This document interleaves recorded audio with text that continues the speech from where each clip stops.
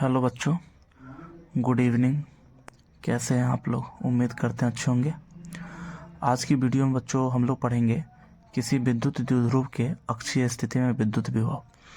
इससे पहले हम लोगों ने पहले चैप्टर में बच्चों पढ़ा है कि किसी विद्युत द्विध्रुव की अक्षीय स्थिति में विद्युत क्षेत्र की तीव्रता। हम लोगों ने तीव्रता पढ़ रखा है अक्षीय स्थिति में, निरक्षीय स्थिति में, और इस वीडियो में हम लोग उसी अक्षीय स्थिति में विद्युत विभव का व्यंजक प्राप्त करेंगे।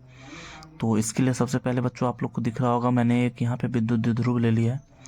ये भी आप लोग को दिख रहा होगा। विद्युत द्विध्रुव पता है आप लोग को क्या होता है? सूक्ष्म दूरी पर स्थित दो विपरीत आवेशी युग्म को हम लोग क्या कहते हैं बच्चों? विद्युत द्विध्रुव कहते हैं। ठीक है, तो यहाँ पे आप लोग को दिख रहा होगा ए बिंदु पर माइनस क्यू है, बी पर क्या है? प्लस क्यू है। और बच्चों आप लोग को पता है कि द्विध्रुव की लंबाई कितनी होती है? 12 होती है, जो कि बहुत कम होती है ना। तो यहाँ पे ये ओ हमारा मध्य बिंदु है, मध्य बिंदु है, तो ए से ओ तक की दूरी अपनी एल हो गई, ओ से बी तक की दूरी यहाँ पे एल हो गई, मिला के ए बी की पूरी लंबाई कितनी हो गई? 2L होती है। ठीक है, अब यहाँ पे बच्चों अक्षीय स्थिति क्या होती है? तो आप लोग को पता है कि धनावेश के अनुदिश बिंदु जब होता है उसको हम लोग अक्षीय स्थिति कहते हैं। तो यहाँ पे हमने मान लिया कि यहाँ पे ऐसे हमने बढ़ा है, और मान लेते हैं कोई बिंदु है इस जगह पे, नाम दे दिया P। ठीक है, ये P हमारा बच्चों किस स्थिति में हो जाएगा? ये P हमारा हो जाएगा अक्षीय स्थिति में। और आप लोग को पता है बच्चों कि जब भी हम लोग दूरी मापते हैं तो दूरी हम लोग विद्युत द्विध्रुव के मध्य बिंदु से मापते हैं। तो अगर बिंदु P की इस विद्युत द्विध्रुव से दूरी लेनी होगी तो इसके मध्य बिंदु से मापेंगे, यानी कि O से मापेंगे। तो O से लेकर के P तक की जो दूरी है, उस दूरी को मान लेते हैं, कह देते हैं यहाँ पे, यहाँ से यहाँ तक की जो कंप्लीट दूरी है P तक की, इसको मान लेते हैं, कह दिया हमने R। कितनी दूरी बोल दी बच्चों? R दूरी हमने बोल दिया। ठीक है, यानी कि बिंदु P जो है वो AB द्विध्रुव के लिए अक्षीय स्थिति में है, और मध्य बिंदु O से कितने दूरी पर है? तो R दूरी पर है। अब बच्चों आप लोगों ने पढ़ रखा है, विद्युत विभव की बात करेंगे तो विद्युत विभव का इक्वेशन बच्चों आप लोगों ने पढ़ रखा है क्या? मैंने पिछली वीडियो में बता भी रखा है। V बराबर क्या होता है? 1/4πε0 गुना Q/R। ये बच्चों इक्वेशन होता है किसका? विद्युत विभव का। और बच्चों विद्युत विभव हमारी कौन सी राशि होती है? अदिश राशि होती है। तो इसमें हम लोग डायरेक्शन की चर्चा नहीं करेंगे, दिशा की चर्चा नहीं करेंगे। तो आइए बच्चों बारी बारी से देखते हैं। सबसे पहले हम प्लस क्यू के कारण विद्युत विभव निकालते हैं। ठीक है, तो यहाँ पे देखेंगे प्लस क्यू आवेश के कारण पी पर विभव। प्लस क्यू आवेश के कारण पी पर विभव, तो प्लस क्यू आवेश के कारण जो विभव उसको मान लेते हैं बच्चों V1 बोल देते हैं। तो V1 का समीकरण क्या? तो 1/4πε0 गुना क्यू बट्टे में। अब बच्चों अब हमें दूरी लेनी है, R लेनी है। दूरी हमें कौन सी दूरी चाहिए? तो बच्चों हमें जो दूरी चाहिए वो प्लस क्यू से बिंदु P तक की दूरी चाहिए। तो हम लोग देख रहे हैं बच्चों कि प्लस क्यू जो है वो हमारा बिंदु B पर है, तो बिंदु B से P तक की दूरी चाहिए। तो बच्चों आप लोग देख पा रहे होंगे कि O से लेके P तक की पूरी दूरी जो है वो R है, लेकिन हमें दूरी तो केवल चाहिए B से लेके P तक। तो बच्चों O से P तक की दूरी R है और हमें केवल चाहिए B से लेके P तक। तो OP में से OB को घटा दिया जाए तो हमारा BP निकल जाएगा, यानी कि इस पूरे R में से इस L को अगर माइनस करें तो हमारा B से P तक की दूरी निकल जाएगी। तो हम लोग यहाँ पे बच्चों कह सकते हैं R माइनस L। ये हमारा क्या हो जाएगा? डिस्टेंस हो जाएगा प्लस क्यू से P तक की दूरी। अब बच्चों अगर बात करें यहाँ पे माइनस क्यू आवेश के कारण P पर विभव। अब माइनस क्यू आवेश के कारण लेना बच्चों, तो यहाँ पे फिर क्या करेंगे? V2 बराबर, इसको मान लेते V2 हमने बोल दिया 4πε0 गुना, और बच्चों माइनस क्यू है, मान लेते हैं यहाँ पे हमने माइनस क्यू दे लिया ना, ऊपर में ये क्या है अपना बच्चों? प्लस क्यू है। तो माइनस क्यू। अब बच्चों अब हमें फिर से दूरी लेनी है, तो इस बार बच्चों हमें दूरी लेनी है, तो वो कहाँ से कहाँ लेनी है बच्चों? तो इस बार जो दूरी हमें लेनी है बच्चों वो माइनस क्यू से P तक की दूरी लेनी है। तो माइनस क्यू बच्चों कहाँ पर है? A पर है, और P हमारा बच्चों कहाँ पे? ये।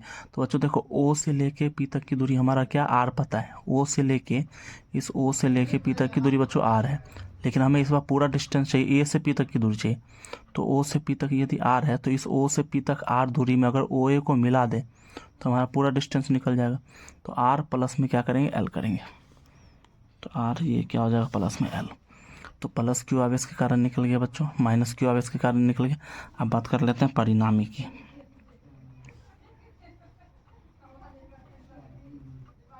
परिणामी विभव भी हो तो भी बराबर ऐड करेंगे बच्चों V1 प्लस V2।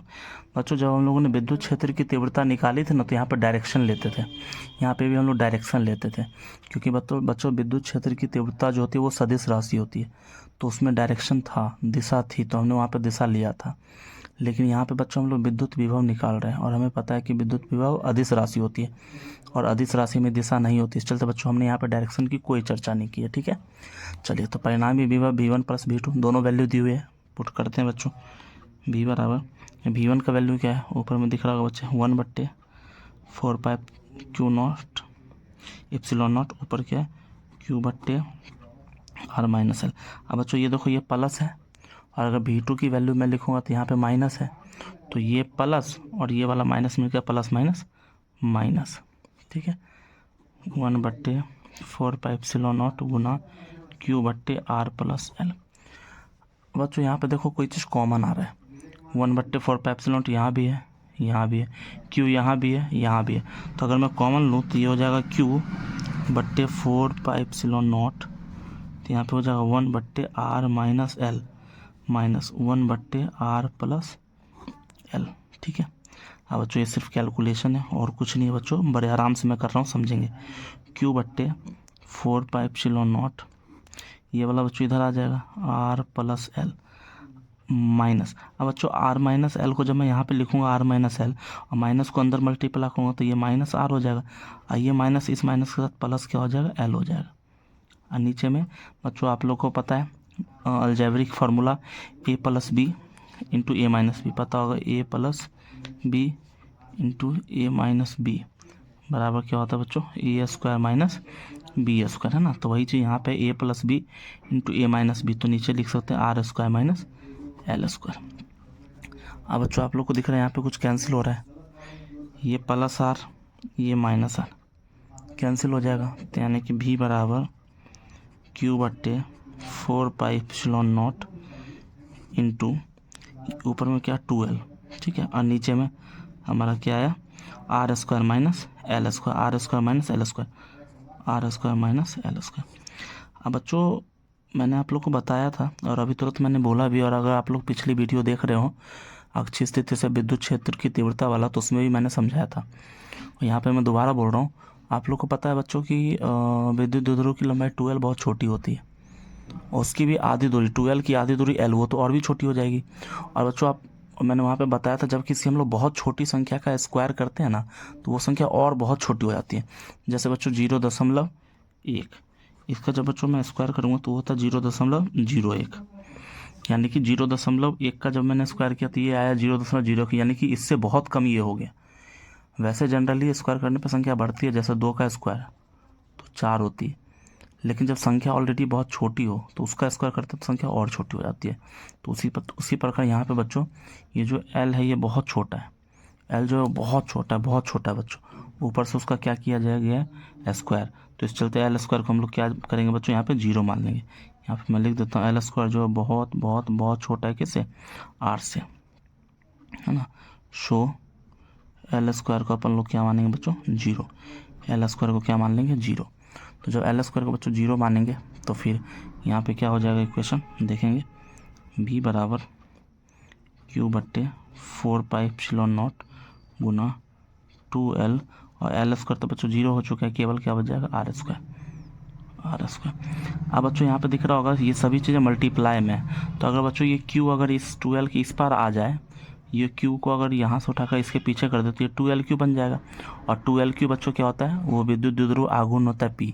आप लोग को पता होगा बच्चों कि ये Q उस तरफ जाएगा, Q हमारा क्या होता है 2LQ विद्युत द्विध्रुव की लंबाई, और एक आवेश के परिमाण का गुणनफल क्या होता है बच्चों, तो आप लोग को पता है विद्युत द्विध्रुव आघूर्ण होता है, ठीक है। तो यहाँ पे क्या हो जाएगा बच्चों, फाइनली इक्वेशन में लिख देता हूँ, B बराबर हो जाएगा 1/4πε0 गुने, और 2L और Q मिला के क्या बना लेगा P, और बट्टे नीचे में क्या बचेगा बच्चों R²। तो ये बच्चों हो जाएगा हमारा क्या, अक्षीय स्थिति में विद्युत विभव का व्यंजक, ठीक है बच्चों, याद रखेंगे अक्षीय स्थिति में विद्युत विभव का व्यंजक। तो ये बच्चों हो जाएगा, देख पर इतना आसान है बच्चों, कोई दिक्कत वाली बात नहीं है, बहुत आसान है, ठीक है। तो उम्मीद करते हैं बच्चों समझ में आएगा, है ना। अगली वीडियो हम लोग देखेंगे निरक्षीय, उसके फिर अगली वीडियो बच्चों देखेंगे हम लोग किसी भी स्थिति के लिए। ठीक है बच्चों, तो रहने देते हैं। Have a nice day, bye.